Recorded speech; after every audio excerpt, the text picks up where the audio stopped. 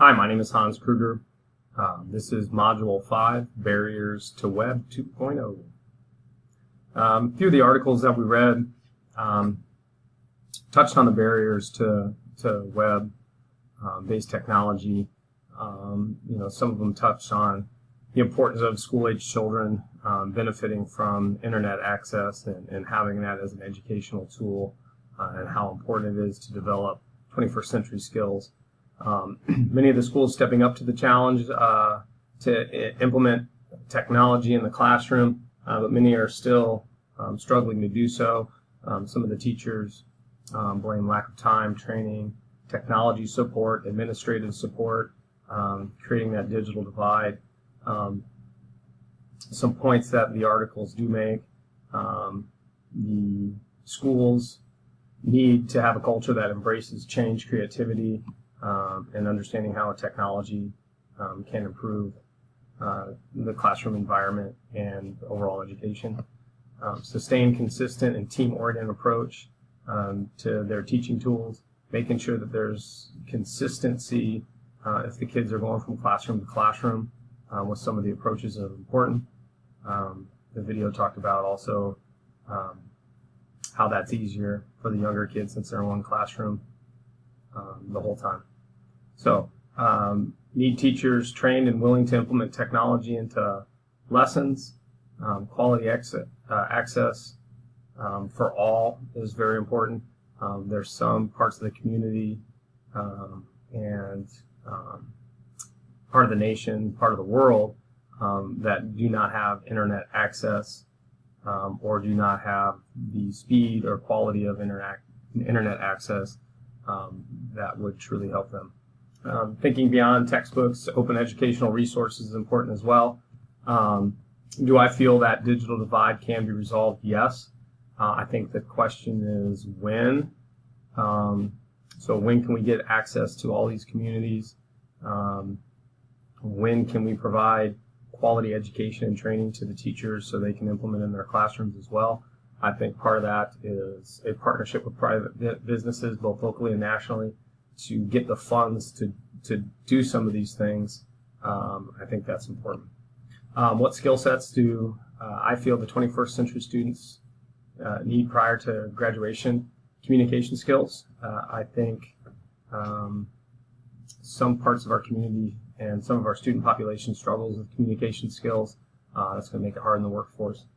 Practical technology skills.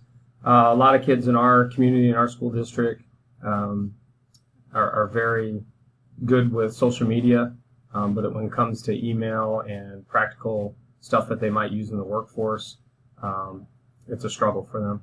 Also, understanding digital citizenship, how to be appropriate on the web, how to be appropriate in social media, I think it's important.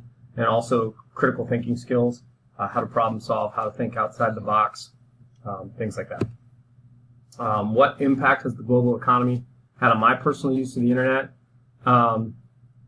It's given me unlimited access. I can use it whenever with your phone. I can use it at home with Wi-Fi. I can look at the news whenever I want and get immediate news about what's going on around the world. One of the downsides is it seems my wife orders something from Amazon every day, and I find a box on my porch. So that's a negative. Social media, I don't use it a lot, but it is there if needed. We have some programs at school that use it, so I kind of keep up to date with some of those things through social media. What technology training do I still need to effectively integrate technology into the classroom? I teach physical education and health. We use Google products. Every year I try to learn a little bit more about those products and how they can help me in the classroom. And even since I started teaching 4 years ago, the things that I do with technology has multiplied by at least 10. It helps with grading, it helps with instruction, and it helps with some of our tracking stuff that we do. So I'd like to learn more about how that can help me. Also learn about what web-based tools might be able to assist me even further, or any other technology, expand my horizons out of things I never even heard of that might be able to benefit me in the classroom, I think would be important. Our school district Most of our classroom has smart boards. We are Tech 1-to-1, so all of our students have a Chromebook. Every classroom is equipped with internet and Wi-Fi. So I think we're fairly up to date in our technology and how we use it across the district.